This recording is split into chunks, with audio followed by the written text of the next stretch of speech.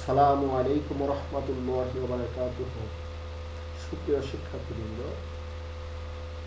তোমরা কেমন আছো? আমি আশা রাখি মহান সৃষ্টিকর্তার অশেষ কৃপায় তোমরা ভালো আছো। বরাবরের মতো আমি আজও তোমাদের সামনে উপস্থিত হয়েছি তোমাদের লেখাপড়ার গতিকে অব্যাহত রাখার জন্য। আজকের এই ক্লাস উপস্থাপনায় রয়েছি আমি মোহাম্মদ জিনহাস আহমেদ, সহকারী শিক্ষক ভৌতবিজ্ঞান, পালংতুলাসার গুরুদাস সরকারি উচ্চ বিদ্যালয়, শরীয়তপুর। সুপ্রিয় শিক্ষার্থীবৃন্দ, তোমরা নিশ্চয়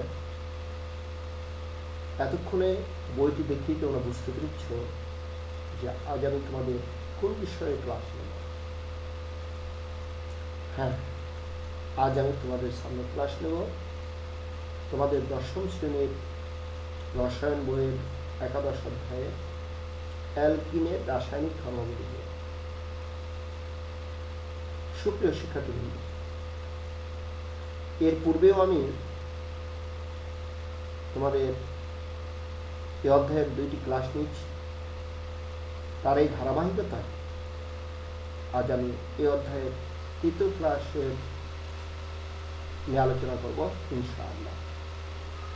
সুপ্রিয় শিক্ষার্থীবৃন্দ, আজকে আমাদের আলোচ্য বিষয় অ্যালকিনের রাসায়নিক ধর্মাবলী। আমরা দেখতে পাচ্ছি তোমাদের যে বই রয়েছে সেখানে যে অ্যালকিনের যে রাসায়নিক ধর্ম রয়েছে সেখানে তোমরা দেখতে পাবে অ্যালকিনে কার্বন কার্বন দ্বিবন্ধন। আমরা জানি যে কোনো অ্যালকিনে কার্বন কার্বন কমপক্ষে একটি দ্বিবন্ধন থাকে, একাধিকও থাকতে পারে। তবে তোমরা নবম দশম শ্রেণীর এই লেভেলে তোমরা একটি দ্বিবন্ধন থাকবে এই বিষয়টি নিয়েই তোমরা স্মরণ রাখবে। তবে আমরা পূর্বেই জেনেছি অ্যালকিনের ক্ষেত্রে কমপক্ষে তার যে প্রথম সদস্য সেখানে 2টি কার্বন থাকতে হবে, অর্থাৎ ইথিন বা ইথিলিন হলো তার প্রথম সদস্য। অ্যালকিনের রাসায়নিকভাবে যে সক্রিয়, অ্যালকেন এবং অ্যালকিনের মধ্যে অ্যালকিন রাসায়নিকভাবে অধিক সক্রিয়। কারণ হলো অ্যালকিনে কার্বন কার্বনের মধ্যে কমপক্ষে একটি দ্বিবন্ধন থাকে। এই দ্বিবন্ধনের একটি বন্ধন শক্তিশালী, অপরটি দুর্বল। এই দুর্বল বন্ধন সহজেই ভেঙে যায়, এই কারণে অ্যালকিন সহজে রাসায়নিক বিক্রিয়ায় অংশগ্রহণ করতে পারে। তোমাদের স্মরণ রাখতে হবে এই যে দ্বিবন্ধন আমরা পেয়েছি, এই দ্বিবন্ধনের মধ্যে একটি হলো সিগমা বন্ধন, অপরটি হলো পাই বন্ধন, যেটা তোমরা ইন্টারমিডিয়েটে জানতে পারবে। এই পাই বন্ধন হলো দুর্বল বন্ধন, সিগমা শক্তিশালী বন্ধন। কোনো রাসায়নিক বিক্রিয়ায় পাই বন্ধন সহজে ভেঙে যায়। এই ভেঙে যাওয়ার কারণেই মূলতভাবে অ্যালকিন সহজে রাসায়নিক বিক্রিয়ায় অংশগ্রহণ করতে পারে। সুপ্রিয় শিক্ষার্থীবৃন্দ, আমাদের এখানে যে বিষয়টা আমরা দেখব তা হল যে অ্যালকিনের ক্ষেত্রে যে কার্বন কার্বন দ্বিবন্ধন থাকে, এই দ্বিবন্ধনের কারণেই অ্যালকেন এবং অ্যালকিনের বিক্রিয়াগুলো সাধারণত ভিন্ন হয়ে থাকে। আমরা অ্যালকিনের রাসায়নিক ধর্মাবলী সম্পর্কে কিছুটা জানলাম, তার রাসায়নিক। এখন আমরা অ্যালকিন কোন কোন বিক্রিয়ায় অংশগ্রহণ করে সেই বিষয়টা সম্পর্কে আমরা আলোকপাত করবার চেষ্টা করব। তোমরা দেখতে পাচ্ছ হাইড্রোজেন সংযোজন, অ্যালকিন হাইড্রোজেন সংযোজন বিক্রিয়ায় অংশগ্রহণ করে।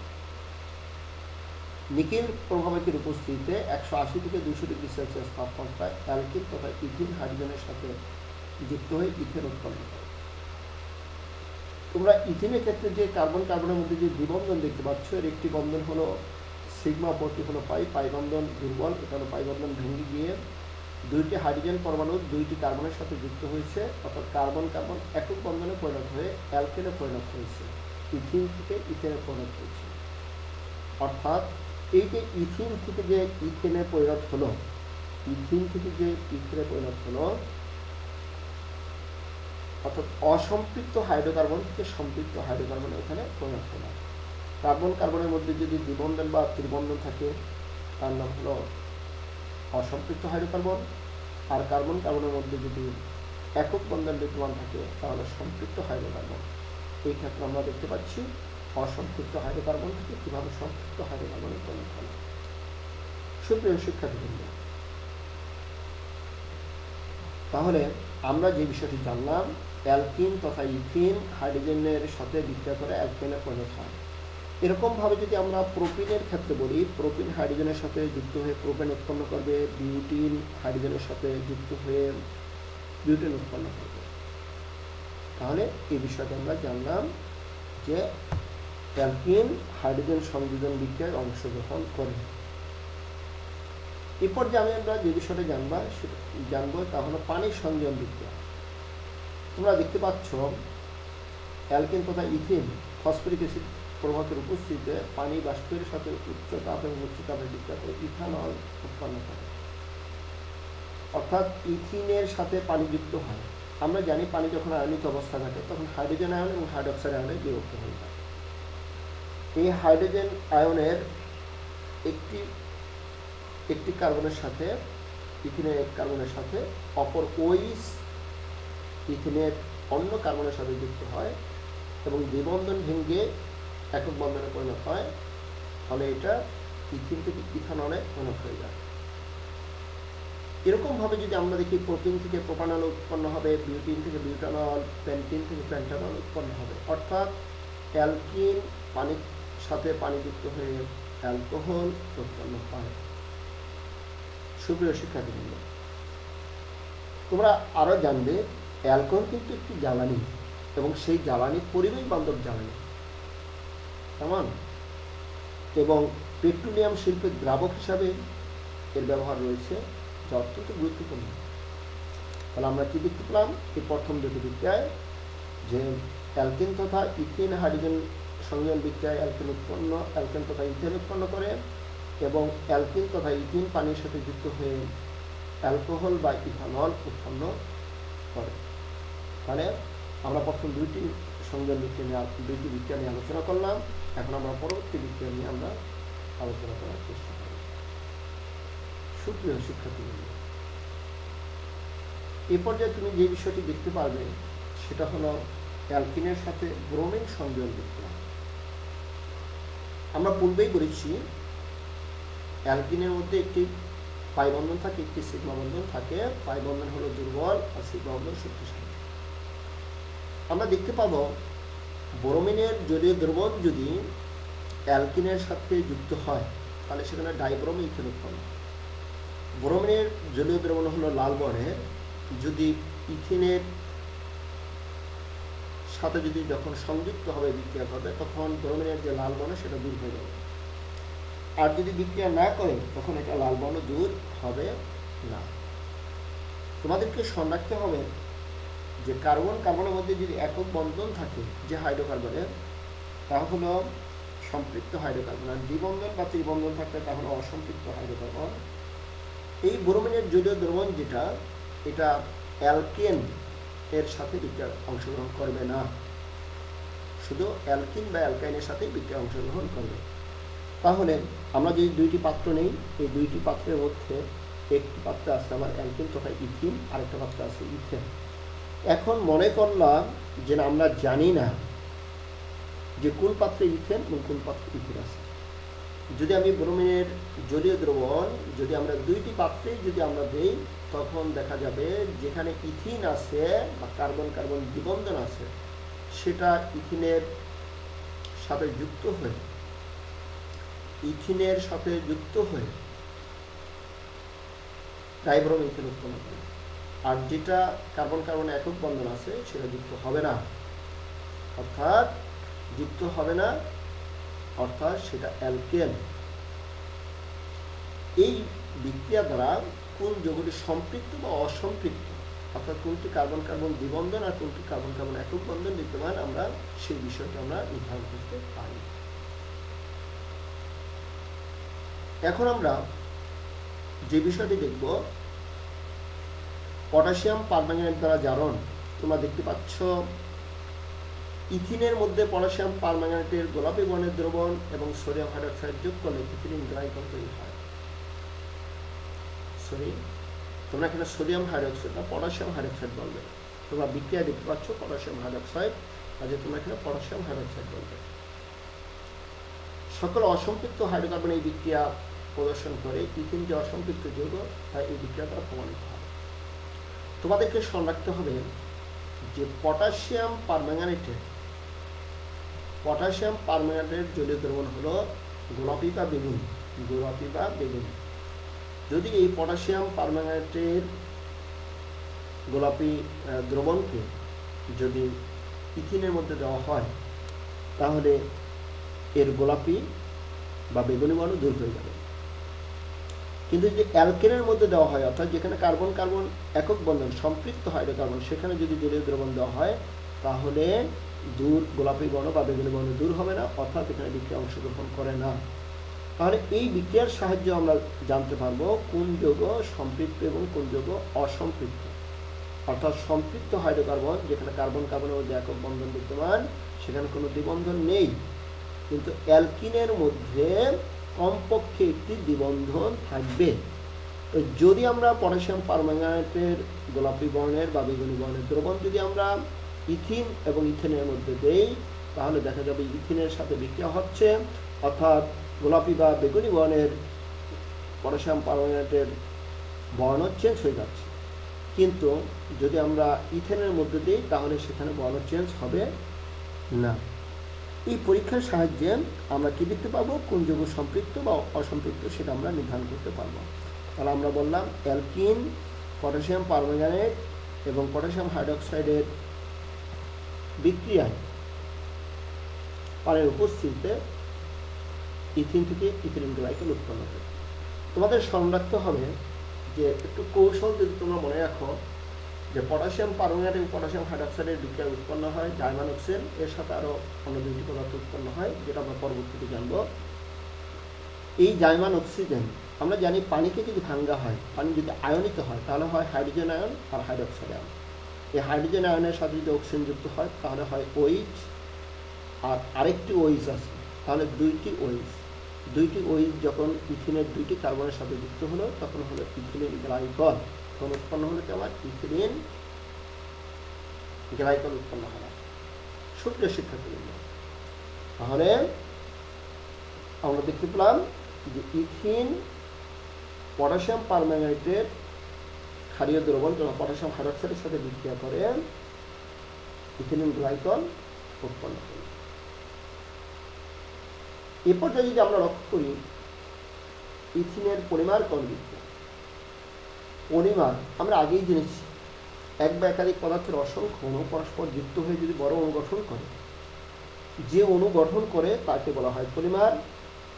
আর যেটা শুরুতে থাকে, মানে একটি একটি করে যেটা যুক্ত হয়, যে ক্ষুদ্র অণু যেটা, সেটাকে বলা হয় মনোমার। তোমরা জানো মনো শব্দের অর্থ হলো এক, আর পলি শব্দের অর্থ হলো বহু। মনোমার মানে হলো একটি অণু, আর পলিমার মানে বহু অণু। এই ক্ষেত্রে ইথিন যেটা CH2 দ্বিবন্ধন CH2 N ব্যতীত যে অংশটা, এটা হলো মনোমার, এবং ডান পাশে যে উৎপাদ পলিথিন যেটা, এটা হলো তোমার পলিমার। তাহলে আমরা দেখতে পেলাম, আর পলিমার কোন বিক্রিয়া হলো যে রাসায়নিক বিক্রিয়ায় মনোমার থেকে পলিমার উৎপন্ন হয় বা পলিমার উৎপাদনের বিক্রিয়াকে বলা হয় পলিমার কোন বিক্রিয়া। সুপ্রিয় শিক্ষার্থীবৃন্দ, আমরা এখানে বেশ কয়েকটি বিক্রিয়া নিয়ে আমরা কথা বললাম, তোমরা দেখতে পেয়েছ। শুরুতে আমরা কথা বলেছি অ্যালকিনের রাসায়নিক ধর্ম নিয়ে।